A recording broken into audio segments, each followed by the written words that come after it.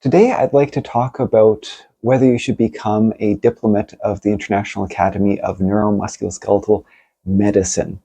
And this video is for chiropractors, naturopaths, medical doctors, doctors of osteopathy, basically any doctoral level health professional or those doctoral level health professionals that can diagnose and manage neuromuscular conditions.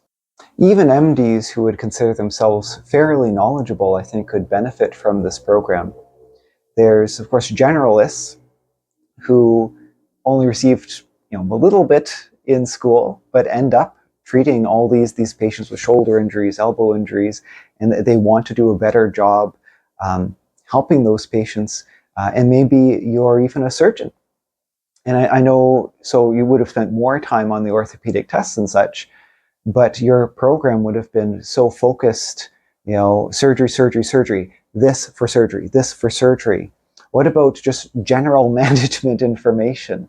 I will say before, because I'm about to talk about chiropractors, this specialty, neuromusculoskeletal medicine, there is a specialty for doctors of osteopathy currently.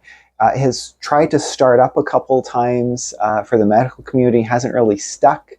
The IANM, the International Academy of Neuromusculoskeletal Medicine, used to be a chiropractic organization, chiropractic orthopedists. And then they changed their name to the IANM. And then they've also, of course, opened it up to other practitioners. So if you look at their website and you see, it mentions chiropractor here, chiropractor there, it is now open to all those doctorate level health professionals that I mentioned. And let's talk about chiropractors. Chiropractors, they like to think, okay, I'm a non-surgical neuromusculoskeletal medicine, specialist. I'm a specialist in neuromusculoskeletal conditions and diagnosis and such.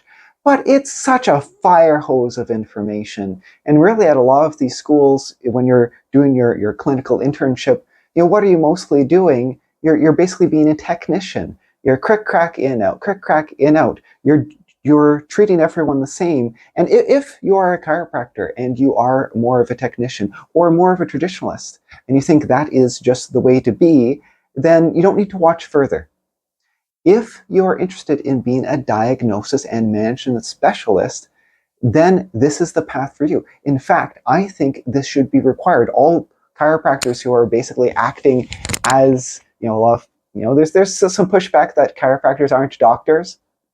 I'm actually in a country right now, I'm in Indonesia, where you don't need a license. And yeah, people just put a sign in their door and they're cracking people on the carpet in their living room.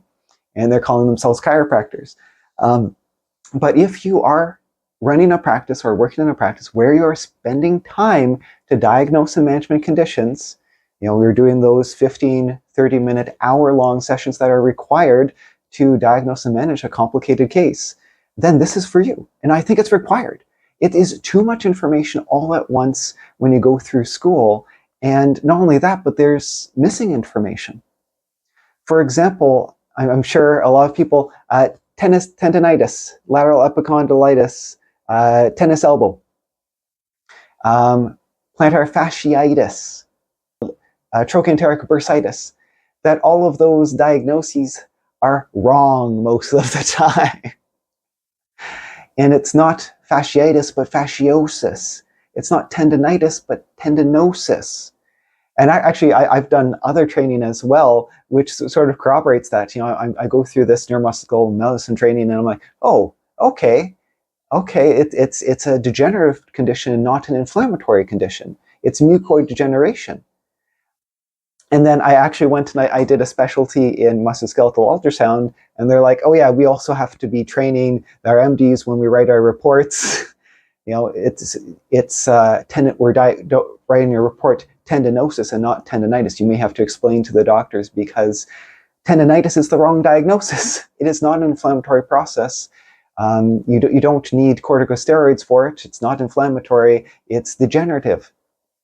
Okay, I'm getting off topic, but that's part of the process, is becoming an expert with the absolute latest information.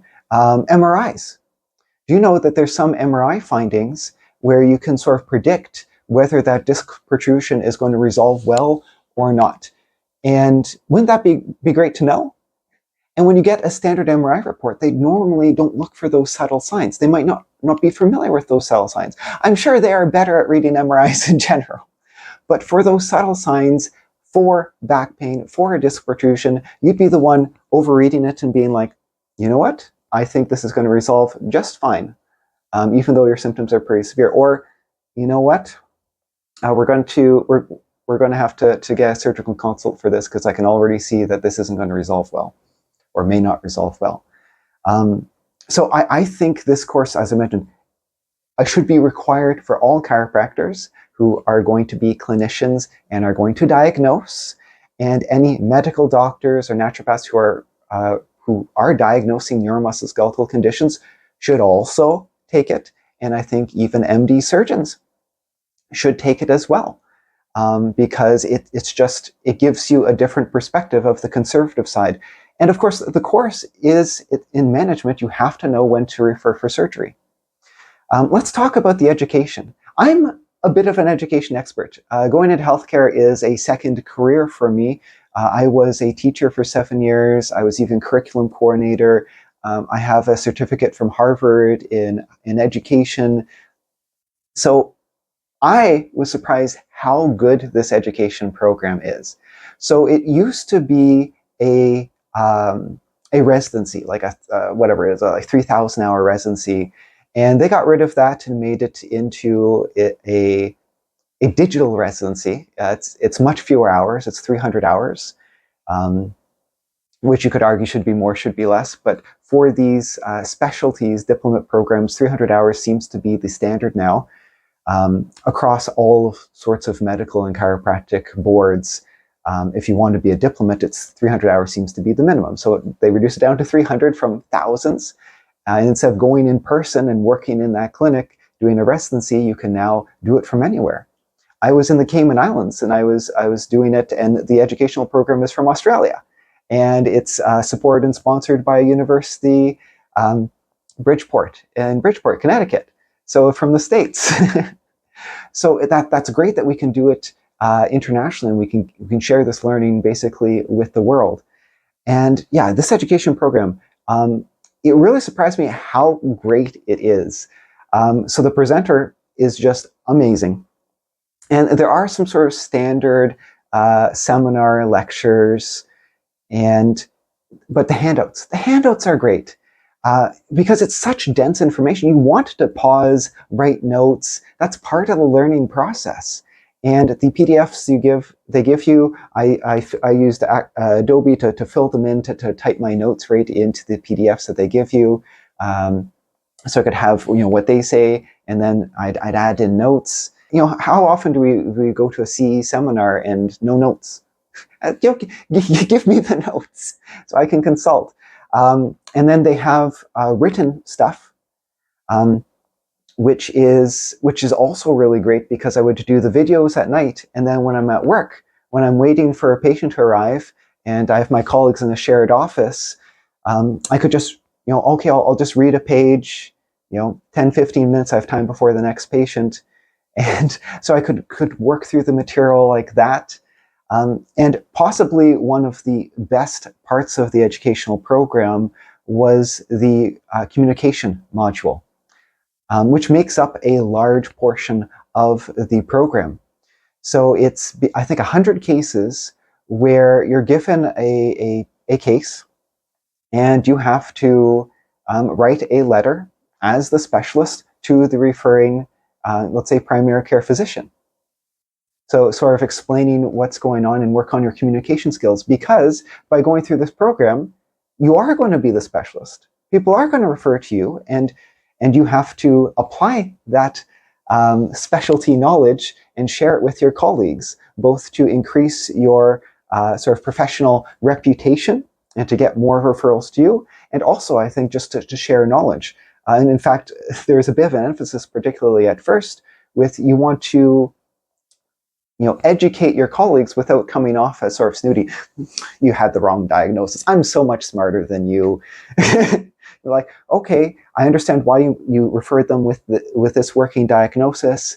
Now, I saw that, and then but they weren't responding to this. So I took that information, I did this test, we've got this information, and now I've changed the diagnosis to this.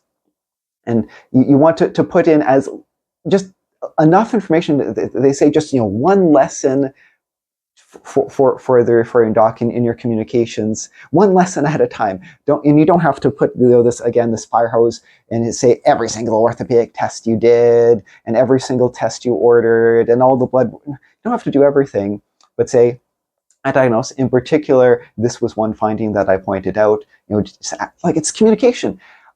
Again, let's go back to every chiropractor should go through this program. In particular, every chiropractor coming out of school. You come out of school and you're like, at least medical doctors have residency. You have a little bit of a clinical internship as a chiropractor, but you come out there and you're like, I'm allowed to work on patients now. Oh, am I supposed to refer this? Is this a dangerous case? Does this need surgery? Is this emergency? I don't know what I'm doing.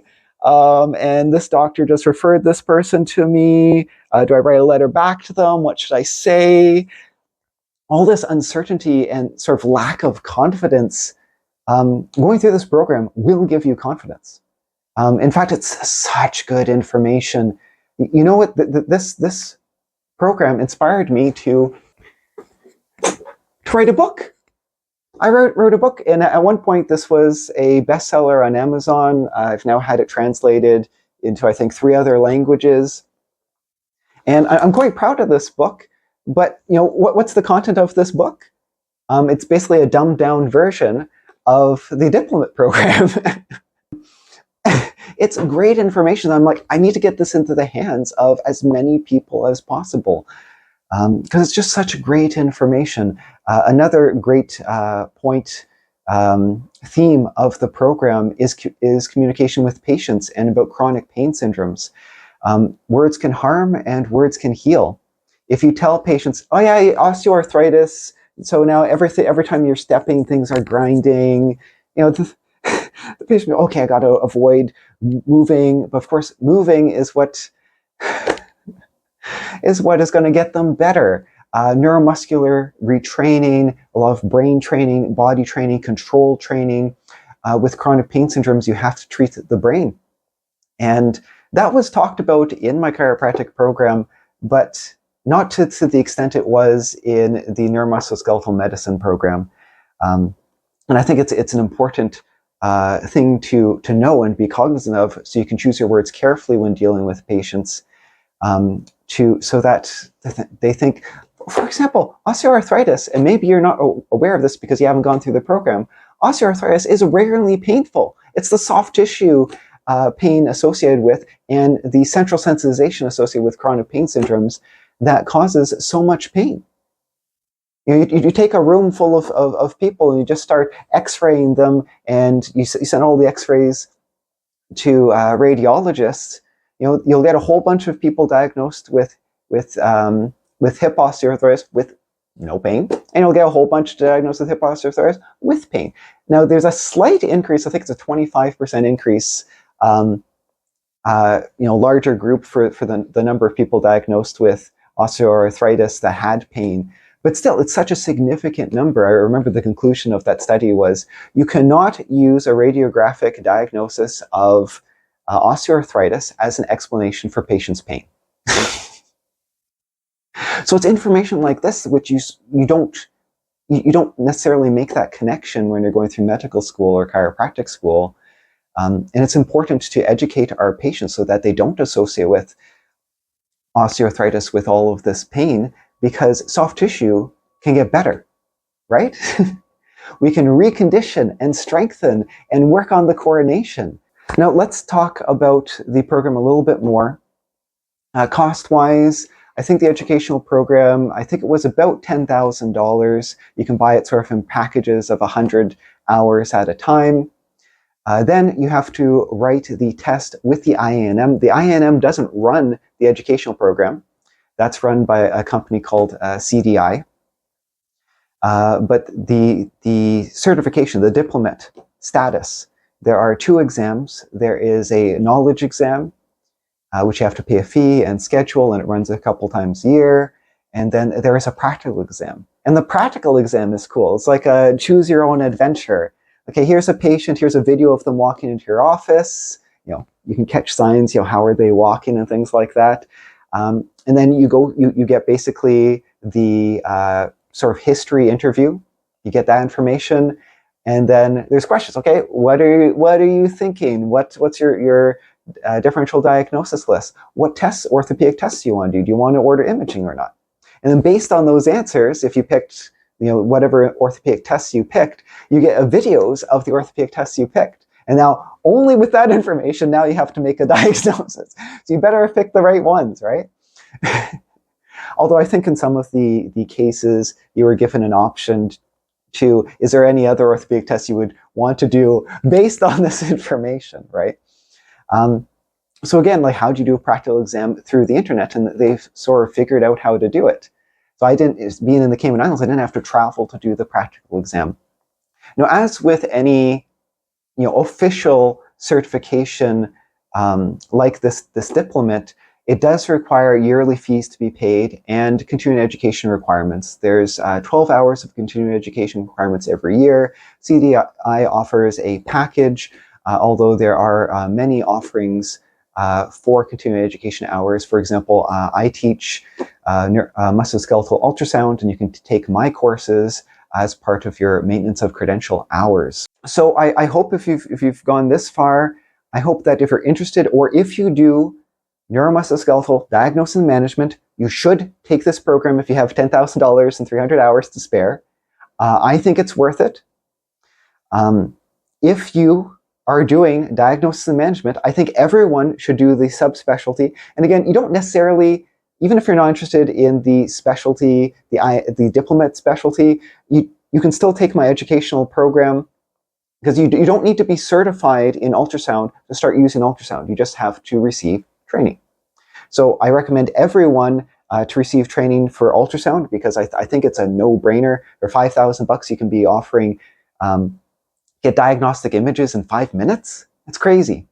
Anyway, so I recommend this for everybody, my educational program in particular for everybody, and diplomate for people who want to be specialists in neuromusculoskeletal medicine. Actually, before I end, I'll talk that the IANM is very interested in creating subspecialties, because 300 hours isn't enough. There's more, and you can really delve into, for example, concussion management. Concussion management, you can spend 100 hours learning more concussion management. Musculoskeletal ultrasound. I can make some diagnoses that I used to think I needed an MRI for. So I'm really pushing this, and I've partnered with the INM for a specialty. They've even trademarked a certification, certified in neuromusculoskeletal sonography. And so you could, if you take my educational program and write another certification exam with the INM, you have another set of letters you can put behind your name. Speaking of letters, when you're a diplomate, you can put DIANM behind your name. Anyway, cheers.